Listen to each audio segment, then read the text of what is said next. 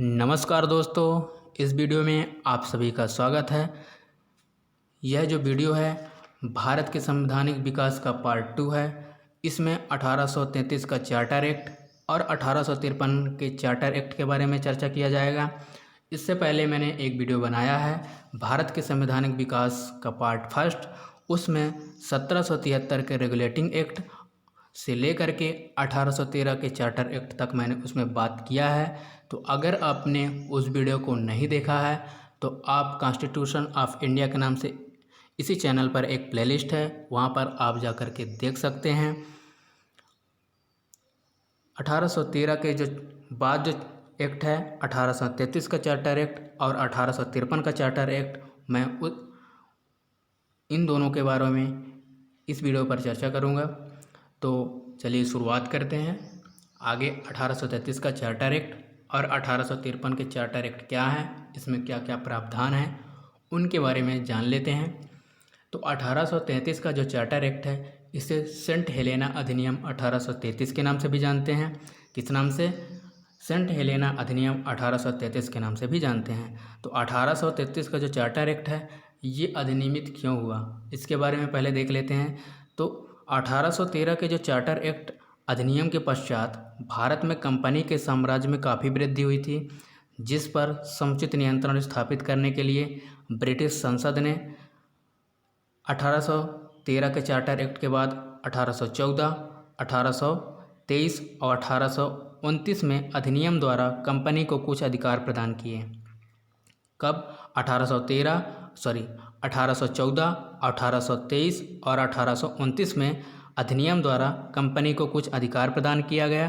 किंतु ये जो तीन अधिनियम से थे 1814 के, 1823 और 1829 के, ये जो है वांछित सफलता ना दे सके, इसलिए 1833 में चार्टर अधिनियम पारित किया गया।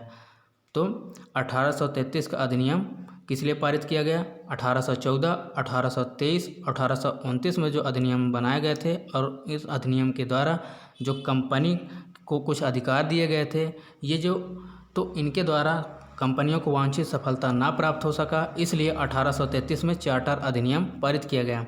तो आगे देख लेते हैं कि जो ये अधिनियम है बेंथम मैकाले एवं जेम्स मिल के उपयोगितावादी सिद्धांत पर आधारित है। जो 1833 का जो चार्टर एक्ट है ये बेंथम मैकाले और जेम्स मिल के उपयोगितावादी सिद्धांत पर आधारित था। किसके सिद्धांत पर?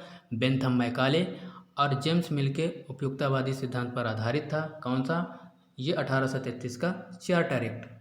आगे बात करें तो प्रावधान की, तो यह अधिनियम जो है बंगाल के गवर्नर जनरल को भारत का गवर्नर जनरल कहा जाने लगा। इस अधिनियम के द्वारा 1833 के अधिनियम के द्वारा जो बंगाल के गवर्नर जनरल थे उसको भारत का गवर्नर जनरल कहा जाने लगा और लॉर्ड विलियम बेंटिंक जो है भारत का पहला गवर्नर जनरल बना। कौन बने भारत के पहले गवर्नर जनरल?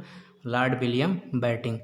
और किस चार्टर एक्ट के द्वारा? 1833 के चार्टर एक्ट के द्वारा। आगे मैंने लिखा भी है तो आप देख सकते हैं। आगे बढ़ते हैं। तो इस अधिनियम के द्वारा भारत में कानून बनाने का अधिकार दे दिया गया और इस प्रकार भारत में पहली बार जो है केंद्रीकृत व्यवस्था भी अपनाई गई। तो इसके पहले मुख्य प्रावधान के बारे में देखते हैं। तो इसके द्वारा जो है कंपनी के व्यापारिक अधिकार पूर्णतः समाप्त कर दिए गए और इसके साथ ही कंपनी के चाय तथा चीन के व्यापारिक अधिकार को भी समाप्त कर दिया गया। क्या किया गया? कंपनी के व्यापारिक अधिकार को पूर्णतः समाप्त कर दिया गया और कंपनी के चाय चीन के व्यापारिक एकाधिकार को भी समाप्त कर दिया गया। और कंपनी का जो कार्य था वो ब्रिटिश सरकार की ओर से मात्र शासन के लिए रह गया था। और दूसरी पॉइंट है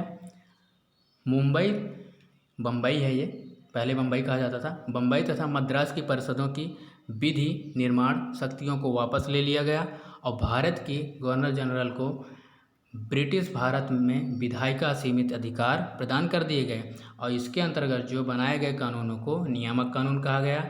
इसके अंतर्गत जो कानून बनाए गए उनको नियामक कहा गया और इसके बाद जो कानून बनाए गए उसको एक्ट या अधिनियम कहा गया। ठीक है।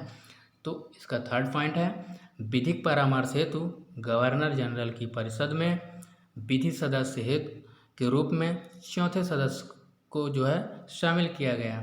किसको? चौथे सदस्य को शामिल किया गया। कहाँ? विधिक परामर्श हेतु गवर्नर जनरल की परिषद में विधि के सदस्य के रूप में चौथे सदस्य को शामिल किया गया।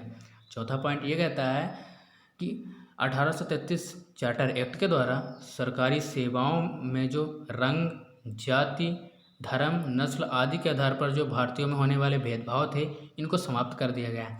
तो रंग, जाति, धर्म, नस्ल आदि के आधार पर जो भारतीयों पर होने वाले जो भेदभाव थे, सरकारी सेवा जो दे रहे थे भारतीय, उन पर जो ऐसे भेदभाव थे, उनको जो 1833 के चार्टर एक्ट के द्वारा समाप्त कर दिया गया। इस प्रकार से अगला पॉइंट है, मैकाले की अध्यक्षता में 1835 में पहला विधि आयोग बना। मैकाले की अध्यक्षता में 1835 में पहला विधि आयोग बना। और अगला है, इस एक्ट के द्वारा मतलब 1833 का जो चार्टर एक्ट के द्वारा भारत में दास्ता को अवैध घोषित किया गया तथा 1843 में उसका उन्मूलन किया गया। क्या किया गया? 1833 के चार्टर एक्ट के द्वारा भारत में दास्ता को अवैध घोषित किया गया तथा 1843 में इसका उन्मूलन किया गया।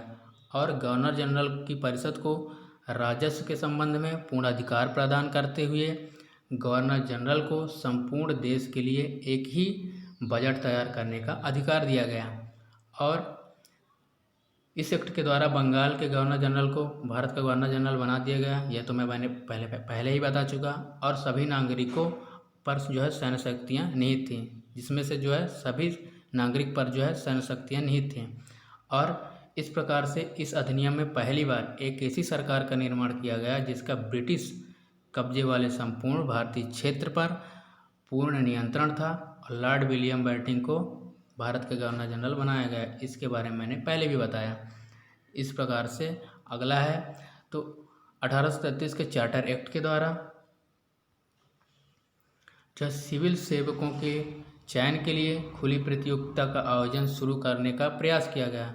तो सिविल सेवकों के लिए जो है खुली प्रतियोगिता का आयोजन जो शुरू करने का प्रयास किया गया वो 1833 के चार्टर एक्ट के द्वारा किया गया।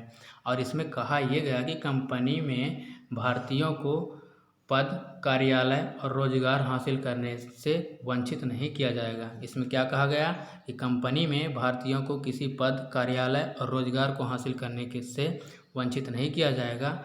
और कोर्ट ऑफ डायरेक्टर्स के विरोध के कारण इस प्रावधान को समाप्त भी कर दिया गया। किसके कारण से? कोर्ट ऑफ डायरेक्टर्स के कारण इस प्रावधान को समाप्त भी कर दिया गया बाद में। इसके बाद नेक्स्ट पॉइंट है, जब बात करें तो इसका मुख्य तत्व क्या क्या थे तो देख लेते हैं। 1833 का जो चार्टर एक्ट, ये पूर्वी निर्मित विधियों को विनिमय कहा जाता था। क्या कहा जाता था?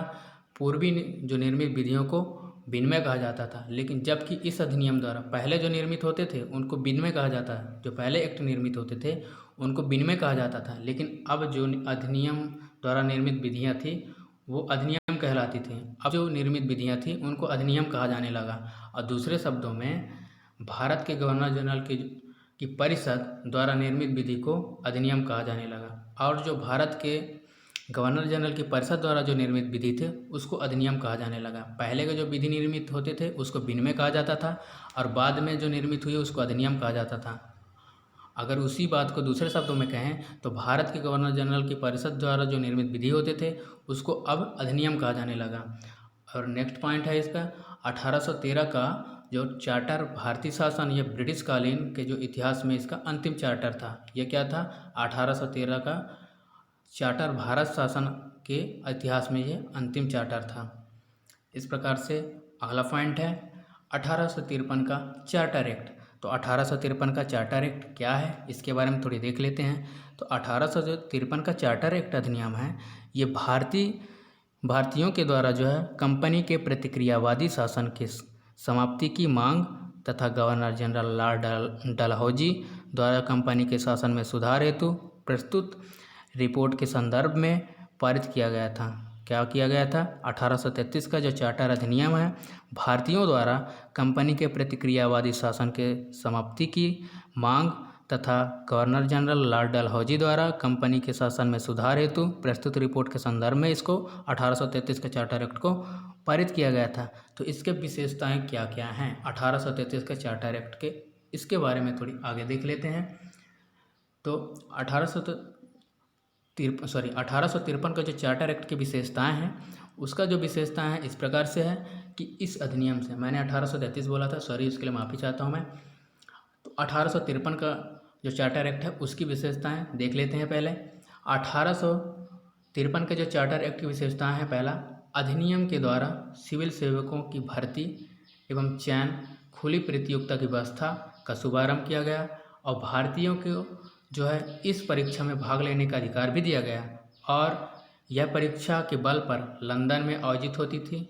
यह जो परीक्षा का बल पर जो है लंदन परीक्षा जो होती थी लंदन में आयोजित होती थी। और भारतीय सिविल सेवा के संबंध में 1854 में मैकाले समिति की नियुक्ति की गई।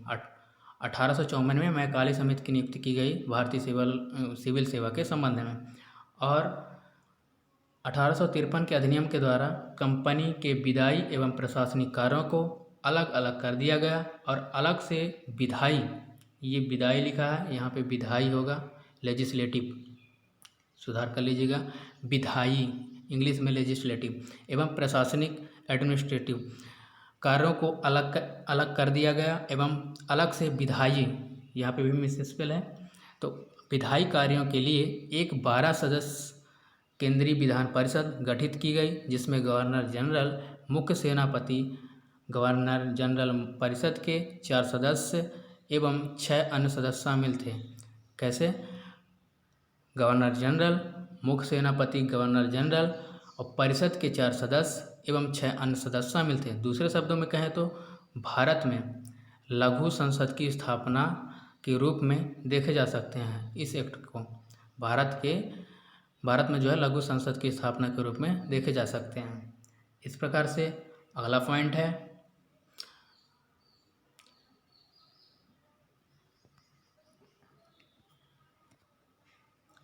यहाँ पॉइंट में डिस्टर्ब हुआ है, तो इसमें क्या है, पहली बार, गलती से पॉइंट कुछ और लिखा है, इसने जो है पहली बार गवर्नर जनरल की, परिषद के विधायी प्रशासनिक कार्यों को अलग कर दिया गया, वही बात है मैंने पहले ही बताया, और 6 नए पार्षद जोड़े गए और विधान परिषद इसको कहा गया। और दूसरे शब्दों में इसको गवर्नर जनरल के लिए नई विधान परिषद का भी गठन किया गया और भारतीय या फिर केंद्रीय विधान परिषद भी कहा गया इसको। और परिषद की इस शाखा ने छोटी संसद की तरह कार्य किया और इसमें प्रक्रियाएं अपनाई गई जो ब्रिटिश संसद में अपनाई जाती थी। इसमें वही प्रक्रियाएं अपनाई गई जो कि ब्रिटिश संसद में अपनाई जाती थी और इस प्रकार से विधायिका को पहली बार सरकार के विशेष कार्य के रूप में जाना गया, जिसके लिए क्या विशेष मशीनरी और प्रक्रिया की ज़रूरत थी। तो इस 1853 के अधिनियम के द्वारा ये बातों का प्रावधान है। और अगला पॉइंट है, प्रथम बार यानी पहली बार भारतीय केंद्रीय विधान परिषद में स्थानीय प्रतिनिधित्व प्रारंभ किया गया और गवर्नर जनरल की परिषद में 6 नए सदस्य में से 4 का चुनाव बंगाल, मद्रास और बम्बई, ये बम्बई है, मुंबई पहले बम्बई कहा जाता था, अब मुंबई कहा जाता है, और आगरा के जो स्थानीय प्रांतीय सरकारों द्वारा किया जाना था। तो प्रथम जो है पहली बार भारतीय केंद्रीय विधान परिषद में स्थानीय प्रतिनिधित्व प्रारंभ किया गया और गवर्नर जनरल की परिषद में 6 नए सदस्य में से 4 का चुनाव बंगाल, मद्रास और बम्बई और आगरा की स्थानीय प्रांतीय सरकारों द्वारा किया गया या फिर किया जाना था। और नेक्स्ट पॉइंट है, बंगाल के प्रशासनिक कार्यों के लिए अलग से एक लेफ्टिनेंट गवर्नर की नियुक्ति की गई। किनके लिए? बंगाल के प्रशासनिक कार्यों के लिए अलग से एक लेफ्टिनेंट गवर्नर की नियुक्ति भी की गई। इस प्रकार से अगला पॉइंट है, अगला पॉइंट ये कहता है कि बोर्ड ऑफ डायरेक्टर की संख्या 24 से घटा करके 18 कर दी गई। जो BOD की संख्या थी, बोर्ड ऑफ डायरेक्टर की संख्या, वो 24 से घटाकर 18 कर दी गई। और शिक्षा के विकास के लिए 1854 में जो चार्ल्स वुड कमेटी गठित की गई थी, तो चार्ल्स वुड जो कमेटी को भारत में शिक्षा के क्षेत्र में मैग्ना कार्टा कहा जाता था। क्या कहा जाता था? जो 1854 में चार्ल्स वुड कमेटी थी शिक्षा के विकास के लिए, उसे कमेटी को क्या मैग्ना कार्टा कहा जाता था। चार्ल्स वुड की कमेटी को भारत में शिक्षा के क्षेत्र में जो विकास 1854 में जो आया था, गठित हुआ था कमेटी, उसे मैग्ना कार्टा के रूप में जाना जाता था या कहा जाता था। तो इस प्रकार से आप 1833 और 1853 के चार्टर एक्ट में जो भी प्रावधान हैं और उनके क्या क्या विशेषताएं हैं उनके बारे में आपने जाना।